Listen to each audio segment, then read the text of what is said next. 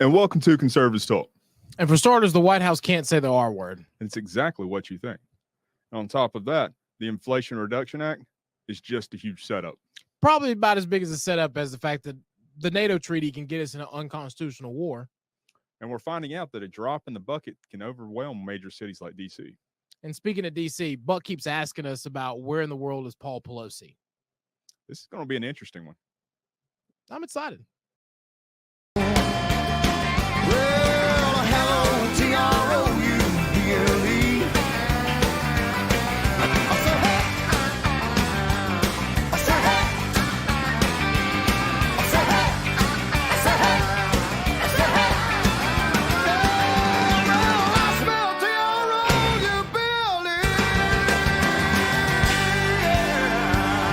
And welcome back to Conservatives Talk. My name's Justin. And this is Jamie. And our preferred pronouns are who the hell cares. And as always, trip Jamie up on that one a little bit. And as always, we like to start off each show. I'm a man. But who the hell cares what the pronouns are? Dude, we're not even going to get into that in this show. I mean, really. There's enough garbage to unpack. As you can see, I wore this show proudly today because clearly Democrats don't know where their brain is. Sorry. Well, you know, hey, it is what it is. Hey, as we usually start. Oh, well, as always, anytime you come across anything that we put out on any of our platforms, any of our productions, make sure you hit the like and the share button. By liking and sharing any of our content as you come across it, it really helps us to get higher up in the news feed and reach a broader audience than what we would generally be able to reach by just what we put out on our own.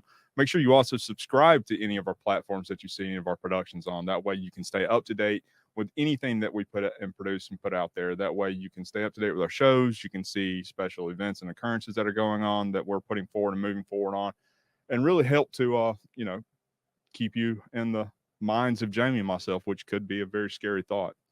Also, make sure you go to our website there on the screen, conservativestalk.org. Hit the sponsor tab in the upper right-hand corner or the lower right-hand corner and help us out with what you're able to. That all of our sponsorships go directly back into the show.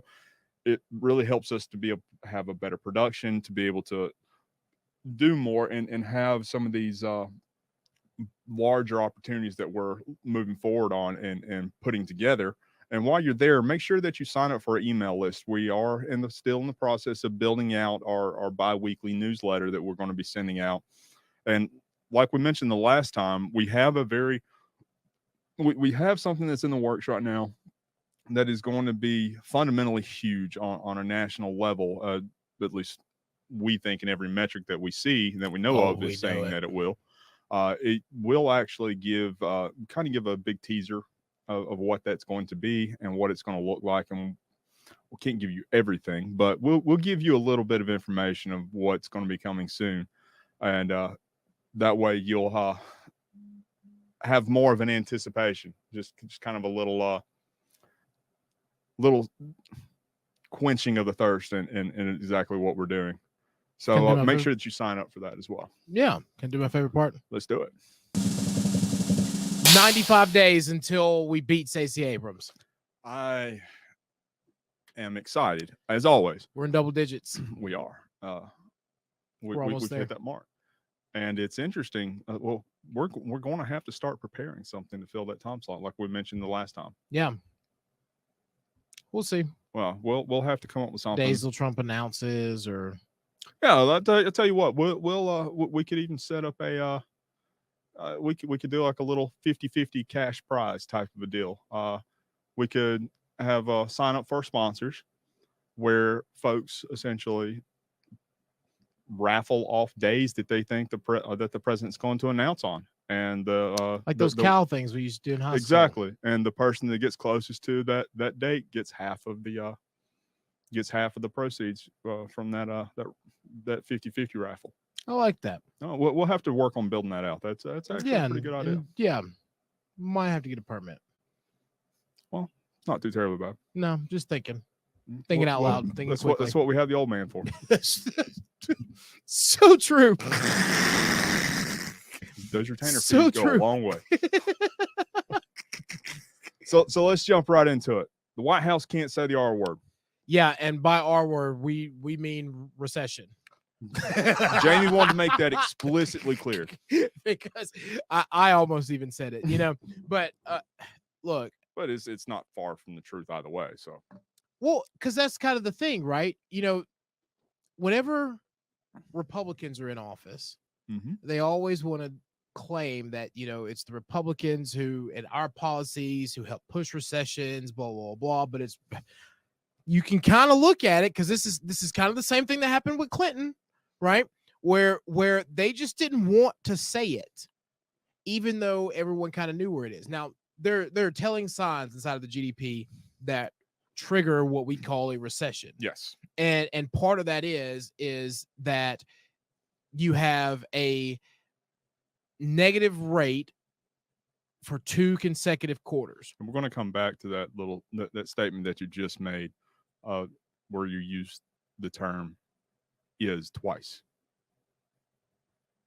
You're already throwing me off. Go ahead. Well, no. Go ahead with what you're saying. Here's the thing. I'm giving a little GDP insight into the future. GDP comes negative for 2 consecutive quarters. We're in a recession, right?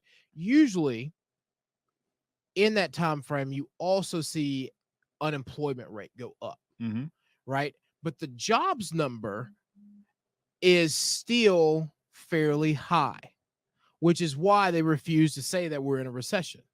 So the larger factors that we say, hey, we're now showing signs of a recession, are what's really already been triggered, right? So you have inflation that's already there. You have interest rates going up. You have 2 consecutive quarters of negative outputs. Then you turn around and you're going to say that, well, unemployment's high, so that's why we're not going to call it a recession. Well, like that's very low. Unemployment's low, jobs are high, right? Because they go hand in hand. You keep trying to think of the best way to explain this as simple as possible. Think about it just the way that it is. If people are hiring, right, or people are stable within their job and their wages are good, no one's getting laid off, then you start to say, okay, well, this area is fine. We have a good market for jobs. What we haven't seen in this yet is what we haven't seen on a large scale is what we're starting to see, and that is layoffs.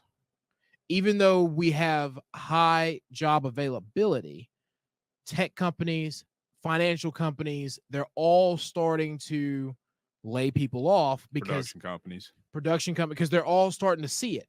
And these industries are usually right in line with however the webs and flows of the economy move anyway. So tech and finance kind of go hand in hand now because they are a large portion of our economic, stability when we start looking at investment primarily. So productivity is steadily moving along, right? But this is something that I've always kind of had a conversation about. There's a certain percentage of the working population or the population as a whole that if we were to ever remove that from the calculation, for whatever reason, you can still show a productive number inside of our GDP. And so that's why, when a lot of people talk about universal health care, right? 50% of the debt is medical debt that's accumulated by almost only 5% of the total population. So that's why people started, that's why in the old day, Mitt Romney and, Massachusetts Care kind of came out with its, state facilitized health care, was because they realized that, we can show that we're a stronger state economically if we just pay for 5% of our population who's making up a good bit of our medical debt. Where the left and Obamacare took that wrong is that they essentially took that idea and tried to nationalize it when healthcare issues are really like almost everything else, a state-based situation, to where if a state ever looked at its own population, for example, right, in the South, we have a larger obesity rate. So there may be policies that could be tailored to that could be going towards, some kind of program, right? That could in itself help a little bit more. But that is the premise around what a better state ran facility could have done versus trying to have one size fit all that's going to change every 6 months. Because, part of the problem that we're having now is you get those people who go in the marketplace, they'll get it for only so long, and then their rates increase and they're back in the marketplace. It's the continuum cycling throughout it, because insurance has no real basis of boundary. It still has to make its premium. It's a private business. It's not going to change. So anyway, I said all that to say it's almost like you've gone over that 1 month introductory that introductory cost for a streaming service, and now you're having to pay a higher price. Correct. It's like what everybody did with Disney Plus.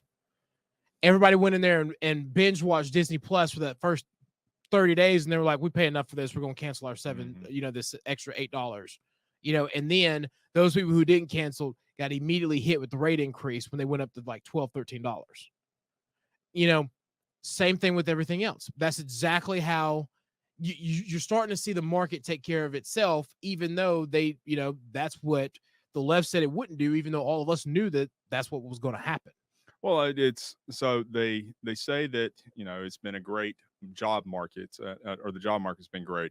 Really, more jobs are being produced, and their job market in itself is growing, as well as the unemployment rate is falling.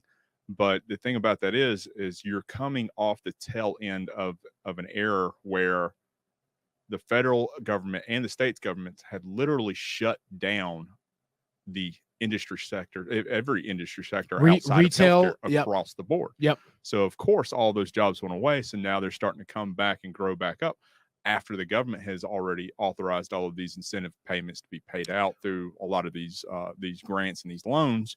Now we're starting to see that all of these funds that at the federal level have been drying up. So they're starting to roll back these jobs now.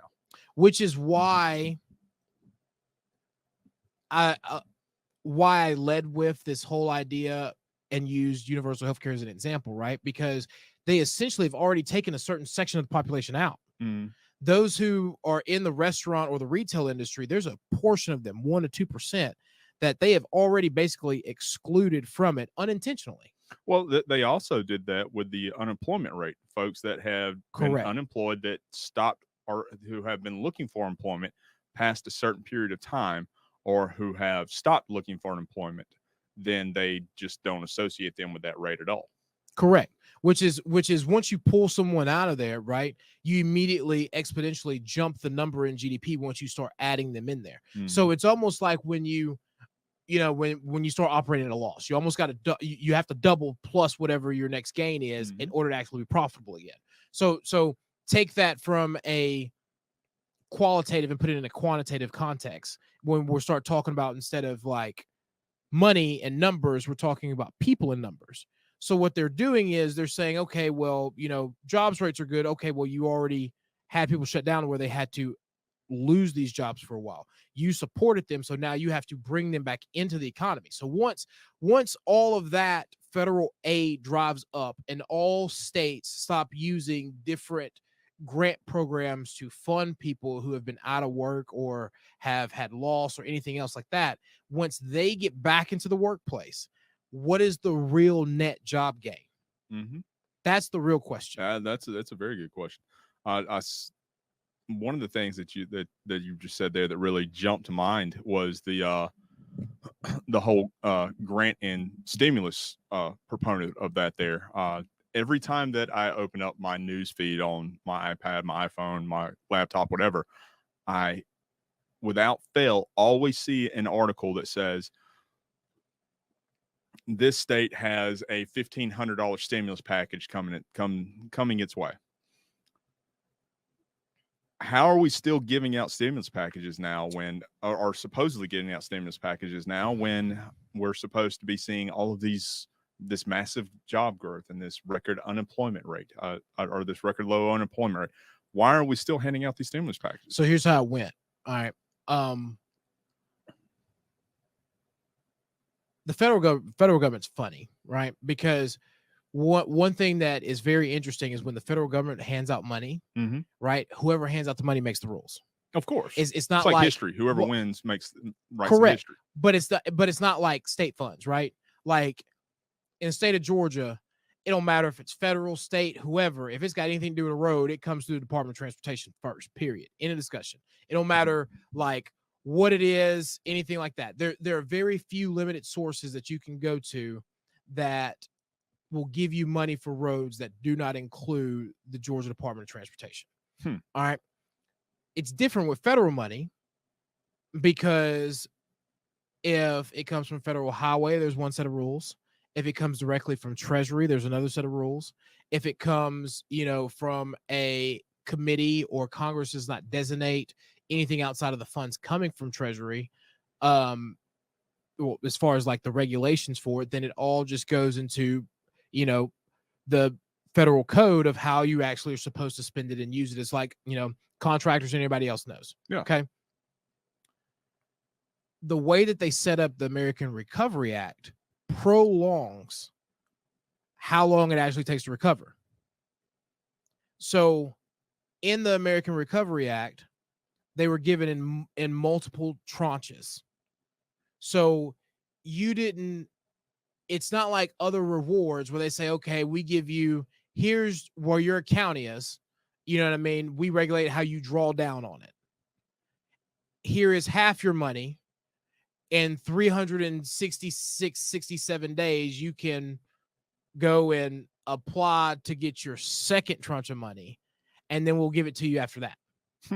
So really what happened was you prolonged it. Now, here's my biggest problem with that is depending on how it was given out, because some states allow it to go directly to a municipality. Some of it will have to go through the state, then to a municipality.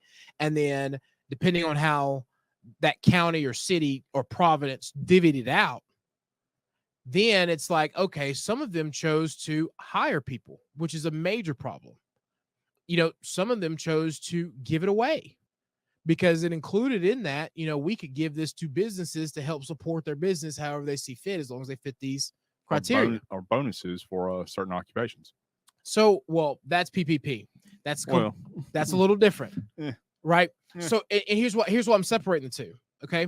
Because to make this relevant, those who gave it to businesses, those businesses chose to, instead of, they used it for their business, right? But they used they used another pot for what they said they were going to do and use that to fund an employee. How are you going to sustain that job? Because that money's not coming back. Because, anyone who works with government or worked as a contractor for government knows that the one thing you don't do is take a grant to fund a position. Because then when that money runs out, you still have to make sure that your revenues support paying for that person. So businesses aren't usually operated like that. Businesses will take the money and then a couple years later, they'll be like, I have a gap in my budget. Why do I have this gap? Well, because your revenues never supported it. You never were making enough money to begin with to support it. You took out a loan or you got some funding that helped you get to this far. And now that you don't have that extra flux of cash, you either got to go get it again from somewhere else, or you have to make sure that your margins match, which is where a lot of people fail. I mean, it definitely does. The numbers definitely do add up on that. So the reason why we bring any of this up and the reason why we talk about this whole topic is simply because, quite frankly, Joe Biden and the White House have refused to acknowledge that we have officially entered into a recession. We're in a recession. We are, by the very definition, entered into a recession. And the reason why I brought up the whole using the double is word is because it takes my mindset back to what Clinton said back during his impeachment. It all depends on what your definition of is, simply because they have taken what a recession is and tried to redefine it and spin it like they've done everything else. Exactly. I mean, it's gotten so bad, and it's to the point to where Wikipedia has actually gone in and made their page for the definition of recession semi-protected to where it actually has to be verified before anything can be changed on that page.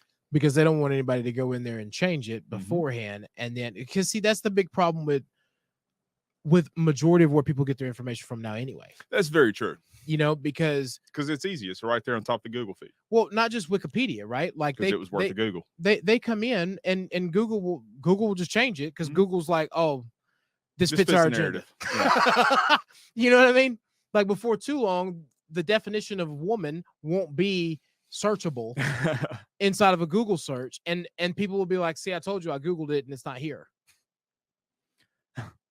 Well, it'll have a definition. It'll just have about 25 to 30. I wonder if they only propagandize this in the US.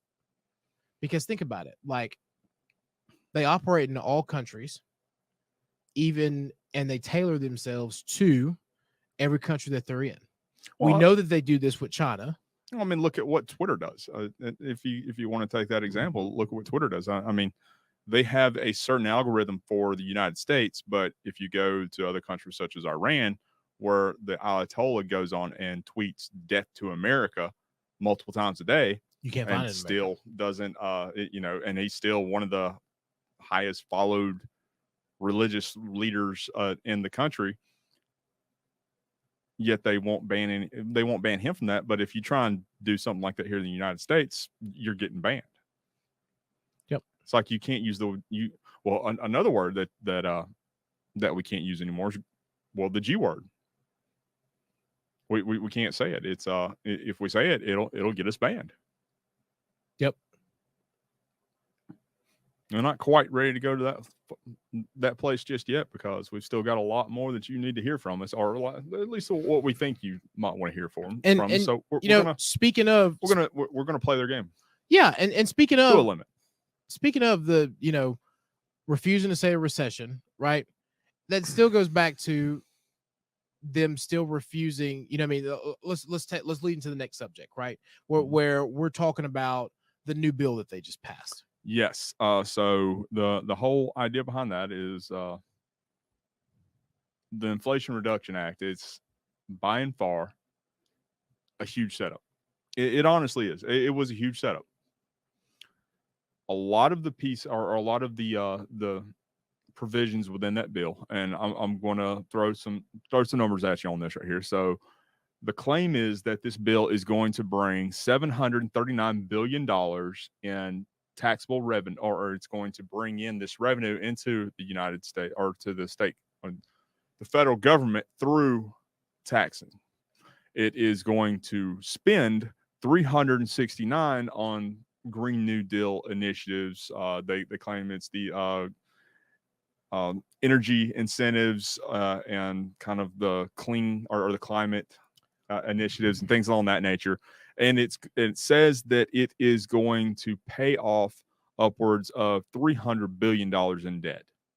That's what or at least that's what is coming out of the OEME, the executive office. I wish I had done the math beforehand, because when you're basically going in debt up to $500 billion every quarter, you're moving up on average $500 billion every quarter to where we are now roughly, or I forgot since I got off Twitter, I used to get a notification every day, but we're roughly around $33 trillion in debt. What is 300 billion? I'm just saying, well, I mean, they claim that it's going to be 300 billion, which is all that is extra taxes, right? They're going to double down on municipal bonds and corporate bonds, and you're going to increase corporate tax rate. It's going to be up to 15%. It is on the individual level. You are going to see a tax rate increase if you are making less or $10,000 or less. I think it's 3.1%. If you're making less than 150,000, it's 5.1%, and anything over 150,000, I think it's 9 point something percent tax increase. And that doesn't sound, that sounds relatively small, but when you're thinking about it, you're already taxed at almost 24% already. You're giving the federal government over a quarter of your entire paycheck just in taxes without going into Medicare, without going into Social Security and everything else along that nature. These are added percentages on top of everything else you're going to have to pay. Now I'm like, do I go get remarried, or do I like stay single, or I don't know how to Remarried. Remarried. Well, okay. So the reason why I bring up this is very speculative in nature of how much they're going to reduce the national debt is, and I like to reference this. Let's talk about let's talk a moment about the federal student loan or the federal student loan program. It started in '97 under Clinton. When it first started, it was going to, what was it? It was supposed to raise $200 billion in revenue just from investments alone, or interest payments, essentially, between the years of 97 and 2001. However, we find out that the Office of Higher Education actually vastly overcalculated what this could be, to the tune of we are actually losing $120 billion in revenue. It is honestly cheaper. Like, people hate this, right? Because no one wants to think about it in the sense of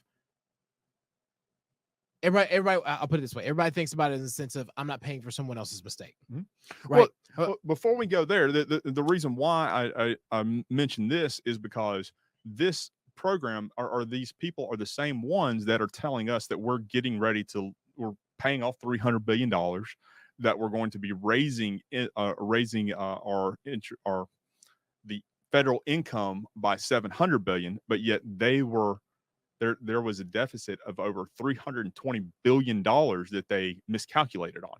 But yet we're supposed to trust them to be able to tell us that, oh, we're going to be bringing in 700,000. This was done in '97. These numbers were. So the discrepancy between what was done then and just how corrupt and everything they are now, I can only imagine just the shortfall that we're going to see with this. So, two things I want to say first. One is, everyone thinks about it as, in the sense of, I'm not going to pay for someone else's debt. Mm-hmm. Those were their poor choices. Okay, mine included. I didn't. Got the GI Bill. The other side of this is, and a friend of mine says it the best way in a joke I've ever heard in my entire life. And he said, when he was a child, bear with me. He said, when he was a child, he let his friend borrow a video game. And a week went by. He asked him, hey, can I get that game back? He goes, yeah, just give me a minute. I'll bring it to you this weekend. Didn't happen. 2 more weeks went by. Asked for the game. Nothing happened. Month goes by. He asked him again. And his buddy looked at me and says, you asked me for that game again, you're never going to get it. And basically, because the federal government has poorly ran this program, or only truly incentivizes those who go work for the government, what has really happened is the American people have turned and said, you asked me for that money again, you're going to have to come get it. So it's become cheaper, right? Because we know that they're never going to get that money. People have learned to live without paying for their student loans, or they've gone to the public sector for a certain period of time to have the 95% of them forgiven, and then turn around and, like a good portion of this is people who are in the public sector. The way that it works in the public sector is you make a certain number of payments on time, and they suspended what you had to pay all through COVID and now. And if you hadn't set up a program yet, they will backtrack it. So those people who had to pay 120 payments on time, they'll go back to 2020 and say, for every month since 2020 until we say stop, you don't have to pay it, but we're going to count it towards you. So whenever you do come back, you may only have 10 payments left. And then the rest of your balance, which is 50% or more, is forgiven. And so then the people it only really affects are people who, on average, right, are making $74,000 a year or more. And so that's where this starts to really adjust some things, because people who are of lower income, right, or the median, right, the median in the United States is roughly, $50,000 to $63,000 a year. Those who are making that or less, right, essentially the ones who are going to be paying for the balance of those who are making 74 or more. And so then when you look at the totality of it, you're like, well, the people who went to work for the government are getting theirs forgiven because they just became part of the system. Those who are left are making an average, but they can't get them to spend more because they're paying $400 or $500 a month of their income towards student loans. So they want those people to be forgiven too, so that then you can increase GDP. Because as long as they're consuming, as long as they're buying more, and still forgetting the little guy who's making, your regular wage, they don't care. My suggestion is that just join the military. They'll forgive it. Same. It's the same thing because the cost is still there. You know what I mean? They're just paying it for it up front. But to bring all that back into this, right? The same thing's going to happen when we start talking about climate change. Mm-hmm. When we start talking about how all of this is going to be re-expensed out, right? Because just like when we were talking about earlier with the CARES money and the ARPA money and then everything else, right? These are one-time funds that they're going to either forgive, and the balance sheet doesn't change. Whether it's asset, liability, how you deduct it off, it's still on your ledger somewhere of how it's reduced. And when you're a solvent, there is no forgiving. That's very true. You're just transferring debt from one area to another, or you're canceling out, which is by method really nothing when you're a solvent. Yes. So another part of this bill is that it says that its main purpose and its main goal is to reduce inflation. Now, there was there's, in all honesty, of all places, The Hill. They put out an article by a gentleman who went through all of it and broke it all down and said, okay, yeah, you're right. It will reduce inflation. However, it will only reduce inflation by 0.33% over 10 years. So it's going to take it 10 years to go less than a third of 1%. That's how much it's going to actually affect inflation. The only way to reduce inflation is to cause a recession. It's the only way. Like every time Jamie's going to start a riot. Look, you can burn go it down. You can go back and you can track it, right? Because truthfully, the 2010s are the only time frame, one of the only time frames that we can track over the last 100, 200 years to where we haven't had some form of a recession consistently every 10 years on average. All right. And some people attribute that to how deep the recession, how deep the Great Recession was. And then it took just that long to rebound to where we could say, okay, we're actually fully up and operational. We need a market correction to see where we truly are, which is what some people feel that this is. Some people also feel that era was just really fluffed by tech. And, once the tech bubble bursts, then we'll kind of see where we are. But all of that to say this, the only way to decrease inflation is to cause a recession. And you do that by increasing interest rates, right? When you keep interest rates low, it gives me no reason to save my money. None. Because why would I put it in a savings account? Because I'm going to earn what, 0.1 basis point, 0.25% on my money when I can go get 10% from putting in an investment over here. I can get 15% by putting it in a money market account. I can go do this over here, right?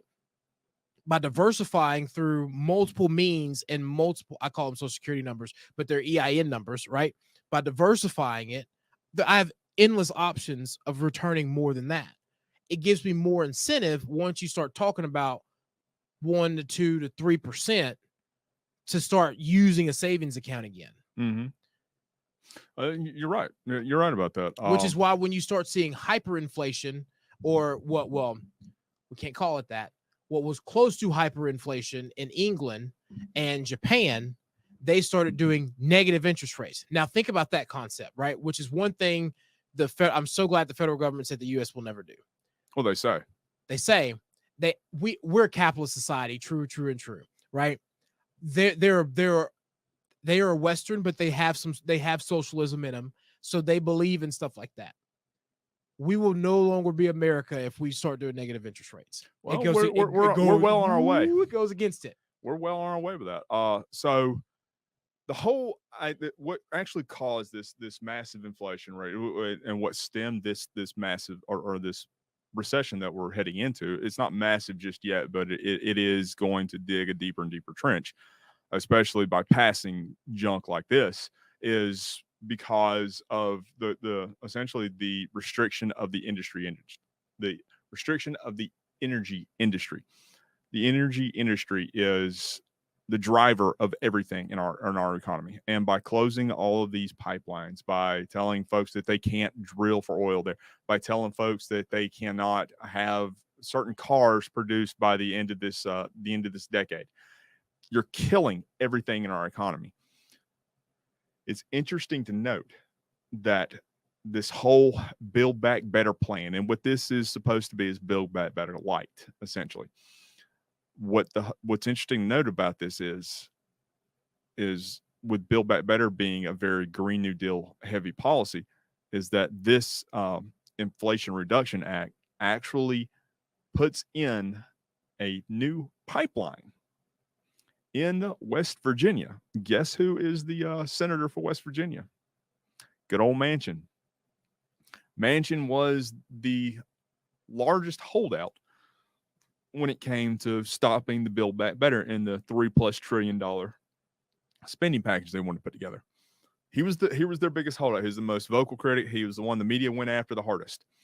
Well, now he has been the one that's caved. And he's caving because he's getting this pipeline in his state.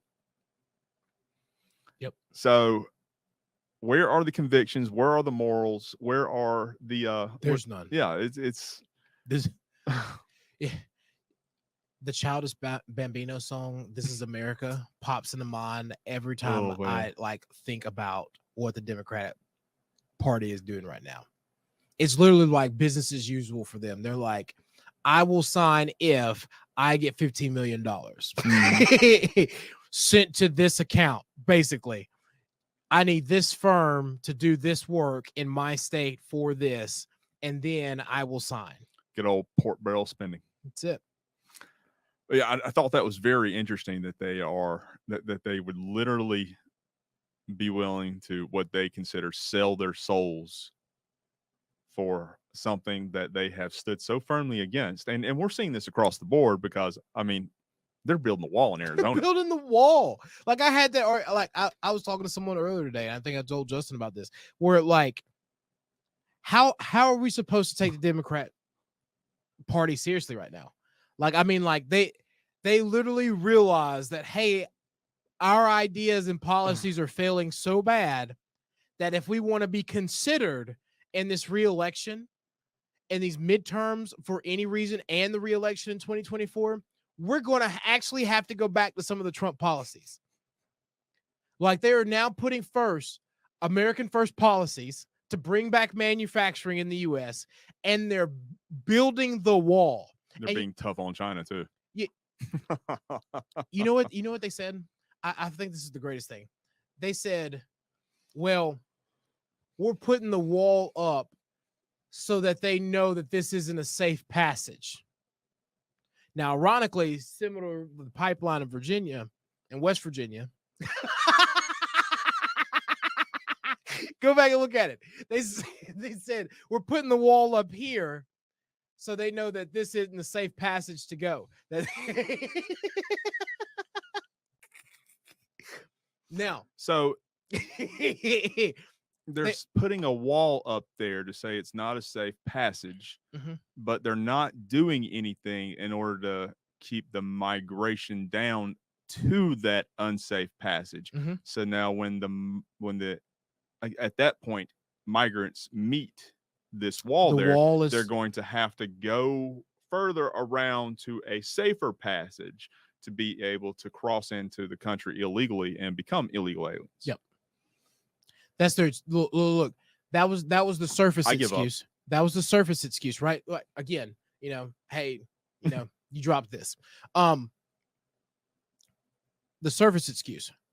The actual reason is that there is a Democratic senator from Arizona. Arizona who has been pushing for the Senator wall to Kelly. be built. Yep, he's up for re-election this year. And so they're giving him building the wall in Arizona so that he'll continue to sign on with them. Oh man, The pig is big.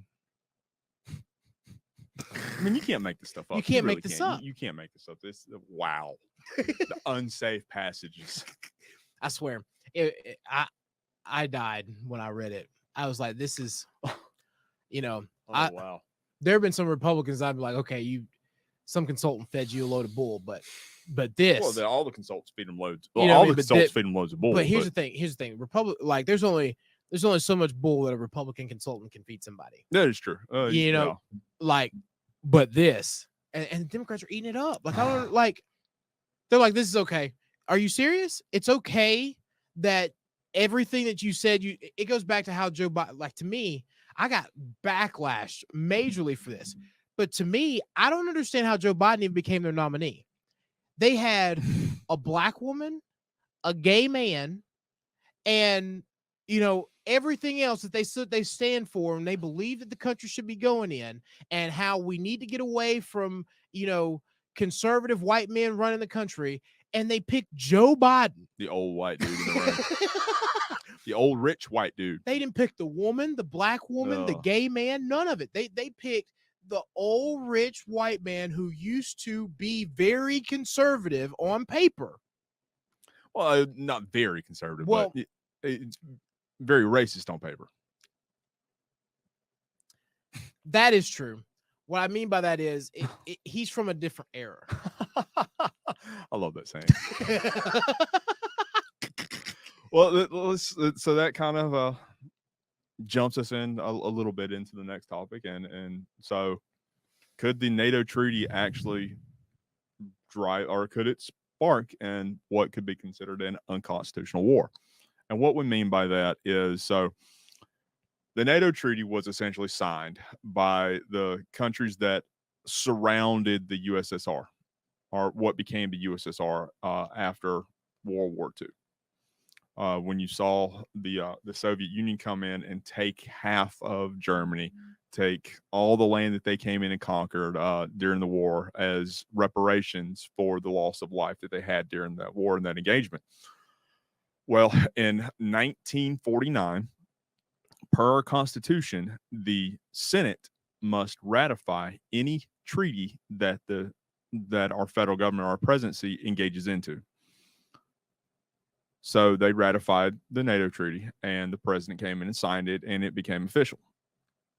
However, per the Constitution also, well, before we jump into that, part of the NATO treaty, specifically Article 5, says that if Russia comes in and attacks any NATO member or any member of NATO. NATO, that anyone attacks any member exactly, of NATO. Then it becomes everybody rushes in. All the NATO countries rush in and defend and attack that country that attacked. Which is how we got everybody. Also, this is how NATO came and dropped troops in Afghanistan and Iraq. Yes, was because when we declared war on terror and they hit the Twin Towers, NATO then was enacted.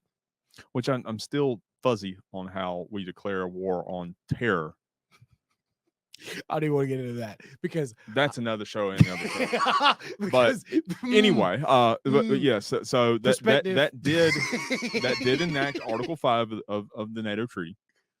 However, our own Constitution says before any act or declaration of war can be declared, it must pass through Congress, and that means it must go through both the House and the Senate.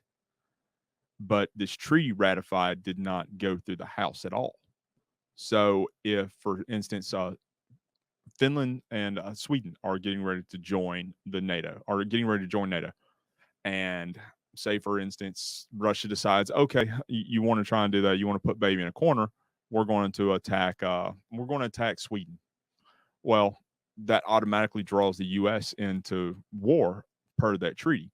But how can we actually go into a war when, per our own Constitution, the House has not actually declared this, or the House has not voted on it? It has not actually been an officially sanctioned issue. That's an interesting concept that I don't think anybody's ever thought about. Well, a few people have, no one's ever really like dabbled into it, because you're right. Usually the president, in order to declare war, president has to go to both chambers or have both chambers joint and ask Congress as a whole for permission to go to war. Yes. And then it's drafted and then signed that we can actually go. But because until then, the president only has a certain number of days that he can deploy troops into a conflict. 90 days. And without having to come back and have the funds reallocated. Yep. And or a bill signing enacting war. Mm-hmm. And so that gets really messy because, you know, we keep flirting with World War III. Right? Oh, yes, absolutely. Like on both ends, because, you know, that's why no one wants to, no one who's in NATO wants to say it, but that's why no one has let Ukraine in, because literally for decades now, Putin has come in and has literally told people Ukraine is ours. Mm-hmm. It's not really a country. So you knew at some point before he died, he was going to invade it. Same thing with Taiwan. Now we start pushing in and we say, okay, well, we'll let everyone around them except for Ukraine join NATO. How long until he cherry picks the next one? Crimea went first, mm-hmm. then Ukraine. It's only a matter of time. So we keep flirting with it on one end of the Asian continent. Then we go to the next end and we keep flirting, sending Pelosi over there. Well, and we didn't send her over there. She decided she was going on her own. Come hell or high water, she was going to Taiwan. I don't understand. Well, like, if you look at the investments her husband made, like we were talking about the last time, if you look at the $1 million investment in these conductors that are NVIDIA, who is essentially they produce graphic cards for every major computer out there, or your laptop, your iPad, your iPhone. If it's got a graphics card in it, 90% of it is coming from them. So yeah. And so she actually met with the head of TMSC, which is the largest or literally the semiconductor company and manufacturer for the world. TMC has a component inside of TMSC. Yeah. Has a component inside of every graphic chip. Yes, chip. Absolutely. The way that the market share is kind of processor. Yeah. The way the market share is pretty much divvied up is NVIDIA really does more graphics when it comes to video games and like Alienware computers, who are the high PC for video games, Xboxes, PlayStations. That's where you find a little bit more of their chips. Well, AMD. We've got one in ours here. Yep. AMD does, you know, a lot more of your Dell Enterprises, things of that nature. Kind of the budget end. Yes.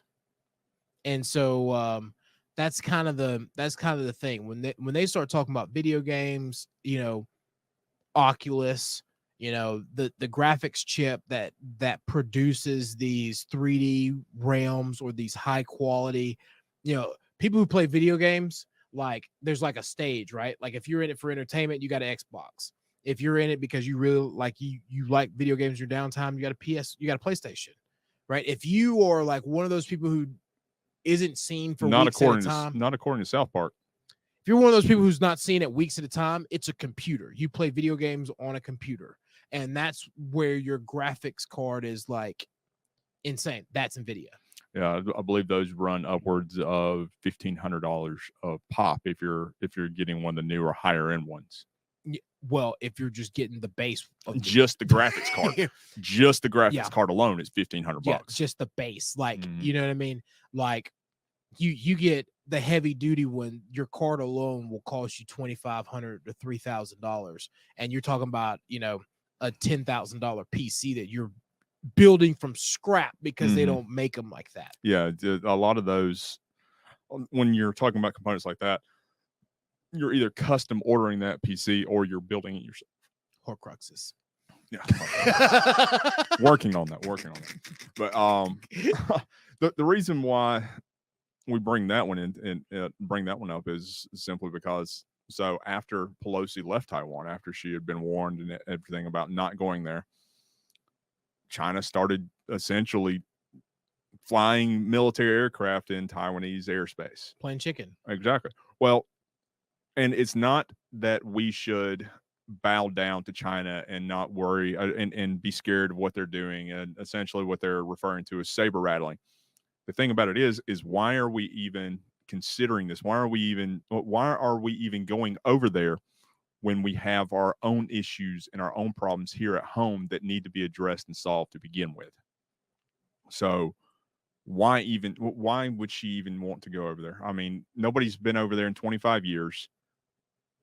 Nothing's changed since then. Why go over there now, except for the fact that her husband has become so invested in all of this stuff, and that her husband has such high stakes in all of this. And by meeting with these the heads of these corporations in Taiwan, kind of, in all honesty, I'm kind of getting a Biden feel out of this. Yeah, because you know what, I started to get that feeling too. And we're going, because this kind of leads in the Buck Stouts too. We'll get there in a second, because where is Paul? Was Paul there? Is that why like she went? Is because no one's seen Paul? She went to go meet her husband to relay information in between. Whole other ball game, right? But that's kind of the other thing too, is no one breaks rank like that. Okay, let's just be open and clear. Anyone in our world, you'll get scalded by the principal, but no one really breaks rank. So for the Speaker of the House to publicly defy the President of the United States, who has openly said, I've asked the military and everyone else to tell her not to go. She got her own battle group to get. She goes. She got her own U.S. Navy battle group parked outside of Taiwan while she was flying into there. That tells me that there was a public display from President Biden that said, don't go, wink, wink. And, here we'll make sure the stage is set. That's the only way that works. Well, he said, just take a page out of my book. Just make it look like you're going over there for business and international relations. But really, yeah, you're handling your sending, own private you're affairs. sending a family member over there to pad your pocketbook. Handle your own affairs. I mean, because hey, Buck's going to get jealous if we don't bring him in here in a minute. If we keep talking about that, yeah, because he's giving me the he's look. He's about to jump off the wall already. You can tell him he's about to bust out of there.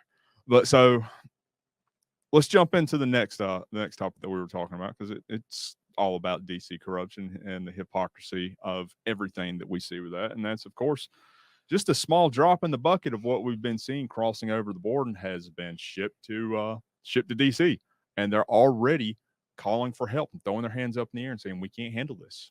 And once again, the hypocrisy. Yes, you know what I mean. They flood. They give Texas grief. Up there. They give Texas grief, but then turn around and do the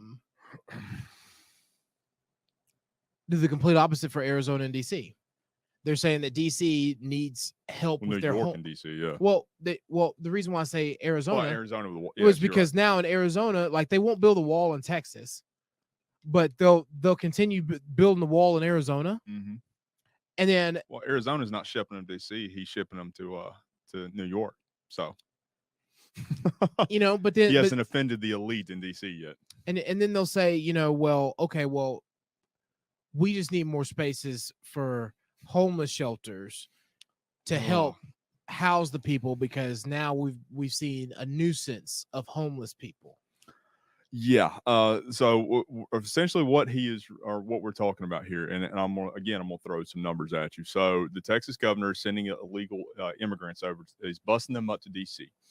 And to the date, since April, roughly less than 3.5 months, he sent 5,100 illegal immigrants who have crossed over, and then Customs and Border Patrol has released back into American society. So Governor Abbott has set up these buses for a 100% voluntary only availability, to where these immigrants will get on these buses and go and have a free ride to DC. When they get off in DC, they are met by now they're going to be met by the DC National Guard, because Mayor Bowser there, old Koopa, has come out and said, we are so overwhelmed. This is a humanitarian crisis in DC. We cannot handle this many people coming into our city state up here and flooding our resources and our social programs. They're eating everything up. They're draining all of our resources here. 5,100, and they're already draining all the resources. Another number that I want to throw out to you is, this was the June report that was released by Customs and Border Patrol, that to date, in June for the year of 2022, there have been 2 million illegal border encounters across the southern border. That are known. Yes, that are known. 2 million. Of that 2 million, it is, what is it? It's roughly 150,000 for the month of June alone. They really wanted to emphasize the point that was down 15% for May. However, throw some statistics at you. So that 5,100 that is being sent to DC is less than 0.003% of all of the border encounters that have occurred at our southern border. 0.003%. And as we shared in a few episodes ago, this is a heavy uptick from what was even done years ago. Last year. Yeah. So 2 million now at 6 month mark puts us on pace for 4 million people coming into the country illegally within just this year alone, which is almost 3 times as many as were 2 years ago. I mean, just for the ratio between what they're sending up to DC and for the encounters that they had on the border just for the month of June, it was 0.03%. So you're not even, it's not even 0.25%. It's not even 0.1%. It is 0.25% of the encounters that they have on the border just for a single month. So imagine how Texas is feeling. Imagine how Arizona is feeling. Goodness sake, imagine how California is feeling. Imagine how Louisiana, Mississippi. SoCal wouldn't know the difference. Well, yeah, they're a socialist nation anyway. They just open up and say, "Hey, come on in." Anyway, it's amnesty. But even Georgia is feeling the massive impact of this deal.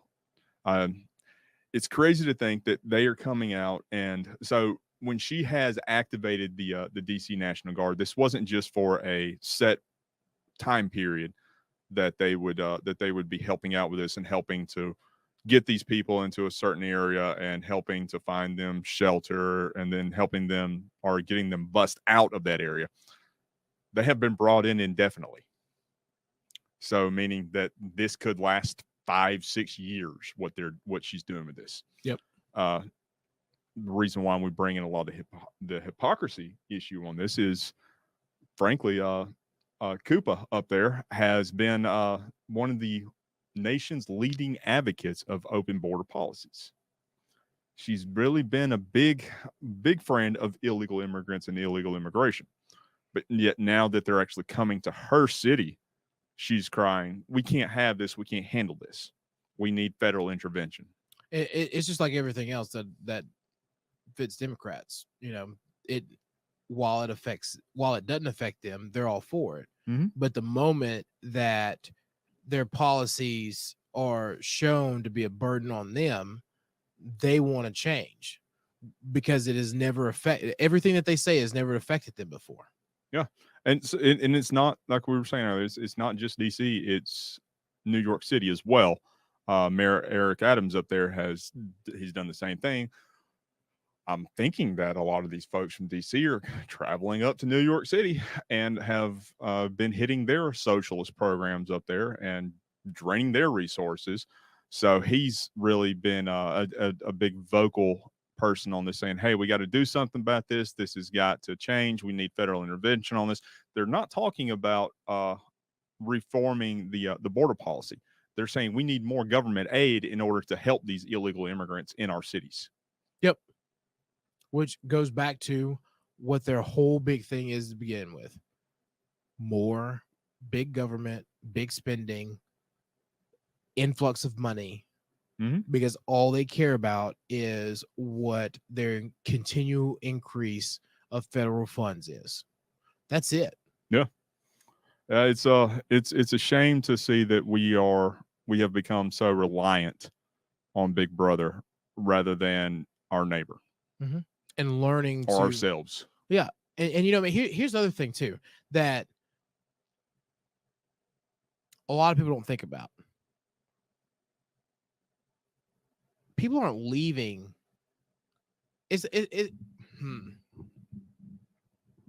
Mexico, the country of Mexico is okay with people doing this because a good portion of their revenue that comes in is people sending money back in USD. Yeah. So it's not like this isn't semi-orchestrated.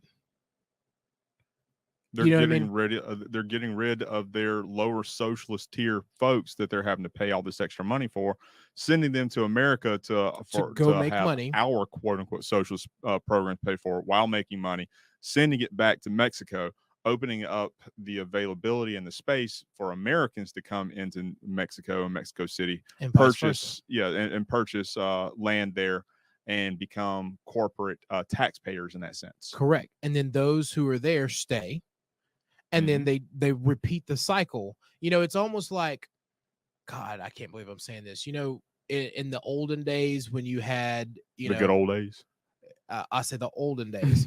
In the olden days when you had that one sibling who, you know, bless their heart, mom and dad didn't know what to do with, so they sent them somewhere to you know, just go make a little something for the family or keep their name together, keep the family name in. That's kind of it.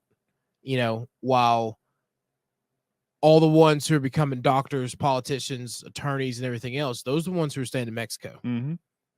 All those who either want to come over and get another education or are doing another task, they're the ones sending them to bring it back.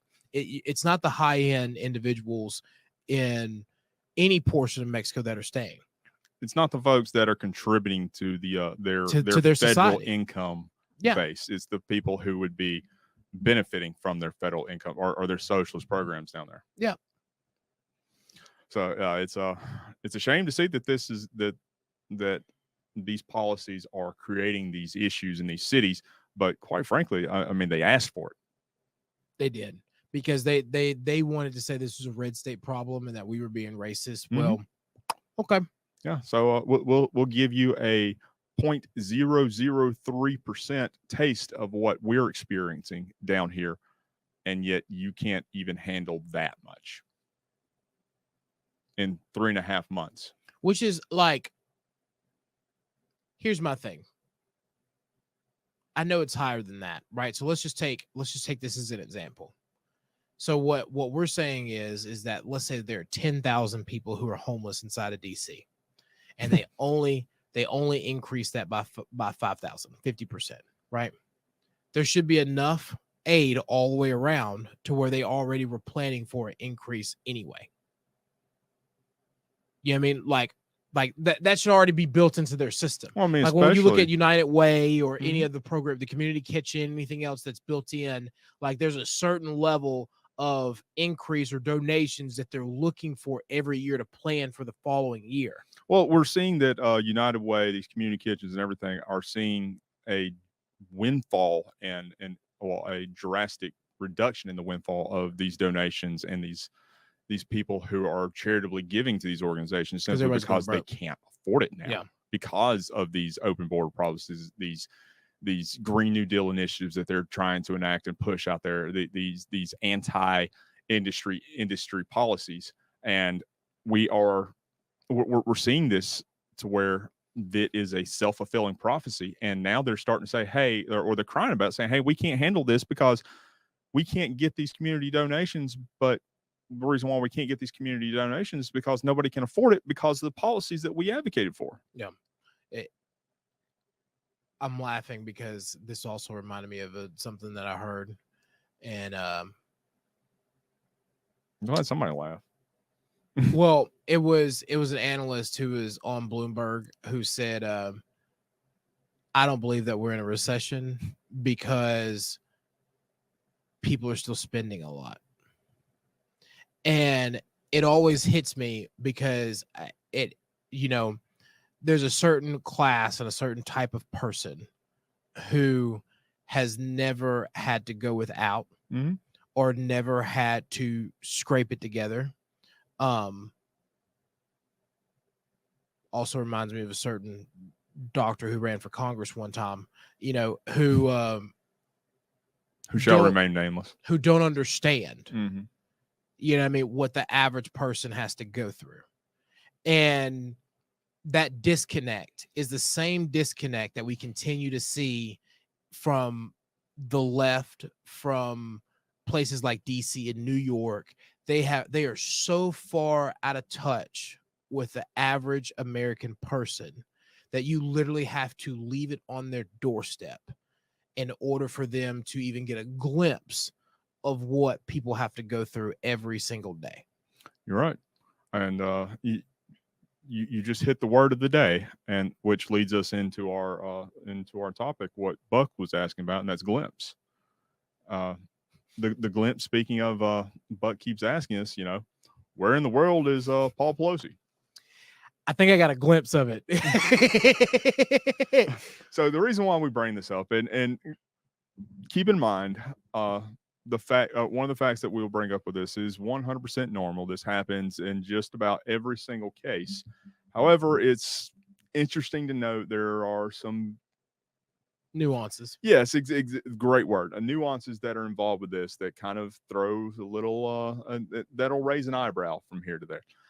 So, if you're not aware, Paul Pelosi ghosted his arraignment hearing today, where he was being arraigned on 2 counts of felony DUI, which was the result of him having an accident in Napa Valley where he had injured another driver.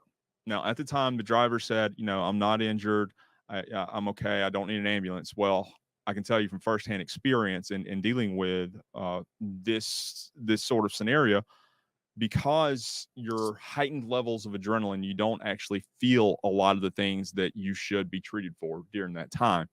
So a lot of people often don't take emergency medical response. For all we know, the guy may not even had health insurance, so he may not even been able to afford an ambulance. It's always a second call when you get in an accident. Exactly. Never believe what they say there. Wait for them to call you. Exactly. So what we're talking about here is he got into this accident. He injured another person. The person at the time said they were not feeling like they needed medical attention, but come the next day, they began to actually seek serious medical condition or medical treatment for essentially neurological injuries. You had some you had some soreness in their arms, which is to be expected with whiplash, and it's consistent with everything with a minor injury, except for the fact that he was experiencing neurological symptoms, which could be a result of a major injury, which would have advanced it from a misdemeanor to a felony in the state of California. So he would have had 2 felony counts applied against him had they actually applied the standard of law to him in that regard.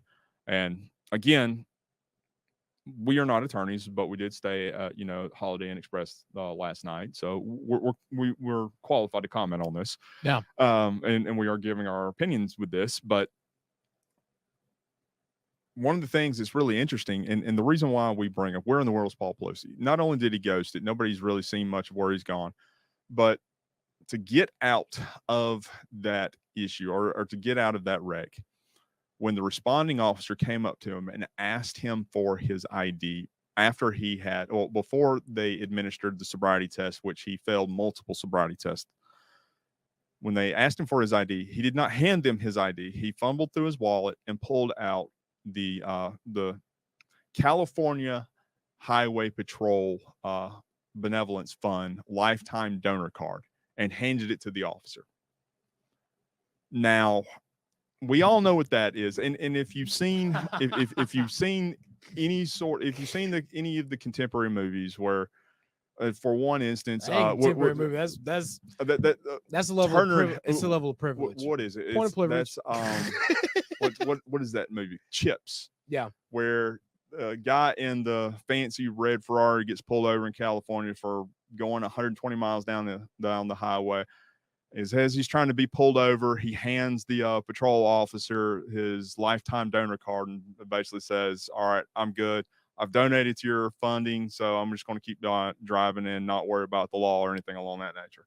It really emphasizes the elitism that we see with a lot of these leading Democrat families. Point of privilege. I use that a lot because it's funny, right? Because sidebar, those of you who don't know, a point of privilege inside of Robert's Rules of Order is that if you're a part of an organization that is organized and you feel that you are being disrespected or degraded at any point because you're a part of that organization, you use a point of privilege. And that's where your clarification is. Some people think that just by association, donation, or anything of that gives them the right to invoke their point of privilege into any form of justification as associated with that organization. You'll see people do it on all different levels of law enforcement or political arenas or really anything that philanthropy, anything that you can, give large sums of money to. And they think that just because they did that gives them a right to do whatever they want. And no. Well, again, going a little bit further down the rabbit hole in that one, so by ghosting the arraignment, that at that point in time, his wife scheduled a trip out of the country to a dangerous area where there could have been any sort of mishaps or anything that could have happened, to the country where her husband has just recently invested a large and very significant amount of money, which, if I'm not mistaken, as of just the other day, has already seen a 25% return on that investment so far. Yeah, if he put $1 million of into NVIDIA 3 to 4 years ago, he's probably sitting close to double. Well, he put it in a month and a half ago, and he's already seen a 25% return. So he's already gotten $250,000 off of it. Yeah, because NVIDIA was less than $100 a share 2019. So by him doing that, and so again, purely speculative on this, was he on that plane? Was he on that plane? That's what I'm saying. Like that goes back to my whole point from the other part, right? Like, it's unless President Biden is lying to us, unless Joe is lying, which is not that far out of the mindset. It's not that far out of the mindset, right? She went because he went, and she went because he went to China, because he's never been to Taiwan. Not officially. That we know of.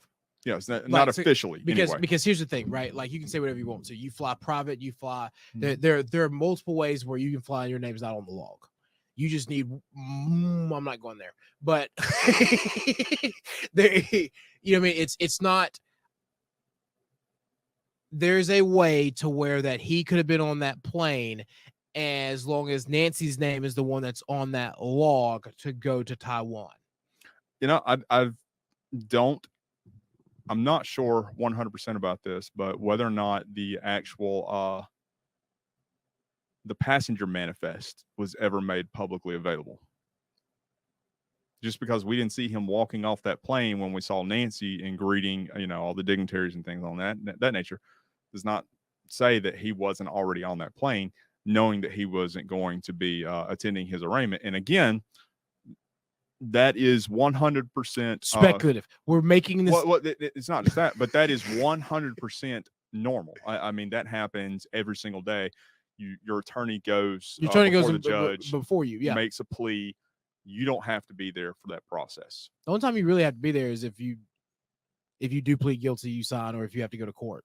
Like whatever you. Even if you're in court, you sometimes you don't. You don't have to actually be there in court outside of sentencing. Yep, that's it. Like most of the time, like that's just normal for your attorney to handle all your affairs, and unless you are asked by the judge, or you are there to enter a guilty plea or be there for sentencing after you have been convicted, pretty much, then that's the only time you really have to be there.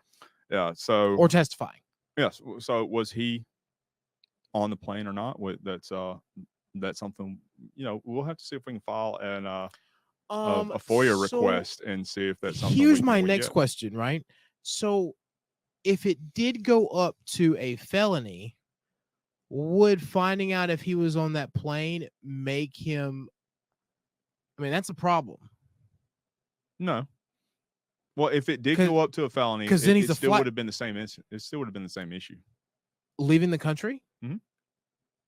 Because at that point in time, he was not. Well, he didn't kill anybody. He was not on trial. It was an arraignment. It was an arraignment, and he didn't kill anybody. Mm-hmm.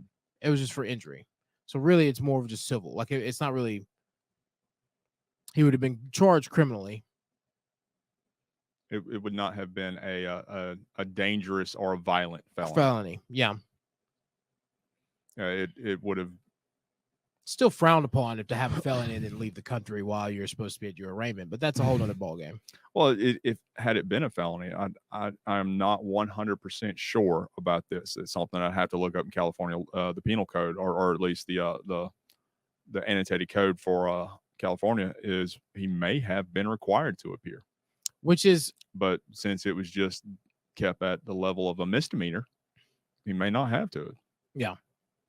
But I'm sure that they're going to come up with some sort of a plea deal, just simply because of all the actors that are involved with this, to where he'll donate a couple $100,000 to a charitable organization, and then this will die and go away. House arrest for a couple months. I wouldn't even say that. He's just going to donate the money. The judge will slap him with a fine and say you have community service, and he'll donate the money. He won't do any community service. I think because of the attention that everything's getting right now, it's being buried. It might be a little bit more than that. Well, TMZ is kind of on top of this. Well, TMZ is TMZ. I know, but when you really don't see people follow situations like this with politicians. But the more and more politicians who are getting into situations like this, especially those who are supposed to be, I guess you could say, acting like they're holier than thou across the country, and then their spouse, or that believe that they are. Yeah, and then their spouse comes out and is doing, same thing. It wasn't criminal, but I mean, think about the fact that she went to the hairstylist during COVID. Yeah, like that blew up like that. Well, I mean, think about how many politicians been criminal. I know, but think about how many politicians get a DUI or people who get a DUI and it's never heard of, and the fact that it's even got a little bit of traction is only because it's Paul Pelosi. So now you throw in the fact that Nancy disobeys everyone in the United States and goes to where he has a large stake in a business that is in, controversial territory. If it's found out that for any reason she met with someone that has to do with any of those firms. Well, she did meet some. Well, what I'm saying is to a non-political measure. Mm-hmm. Well, okay, I see what you're saying with that. You see what I'm saying? If she met with any of them that it has nothing to do with politics or, talking about China and Taiwan being its own independent country. Well, she wouldn't have had to if Paul was on that plane and took those meetings while she was in front of the cameras. Correct. Which is a whole nother aspect to it. Again, that's invoking the Bidens. Who walked on the plane while she was down on the carpet talking to everyone? That's a Clinton move there. Well, as always, we have reached that inevitable point in every episode where we circle back to the beginning, essentially, And we have to say goodbye. exactly. But before we do that, we always like to close out each show by saying, anytime you see any of our productions on any of our platforms, make sure that you hit the like and the share button on there, or the like and the share button. That really helps us to get higher in the news feed and be able to reach a broader audience and get our content in front of more people, particularly your friends and your connections. Make sure you leave us a comment. Let us know what you want to talk about, what you want to hear from us on this. We're starting to get a couple of comments floating in, and those are some of the things that we can address in the upcoming shows. But some of the things that have been coming in, quite frankly, are haters.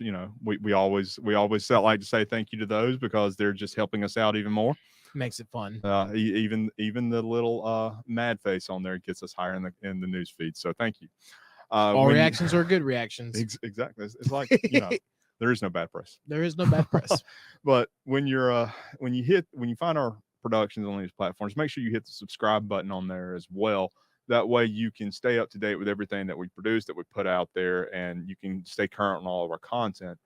Go to our website if you're able to. It's on the screen there, conservativestalk.org, and make sure you hit the sponsor tab in the upper right-hand corner and the lower right-hand corner, and help us out with anything you're able to do with that.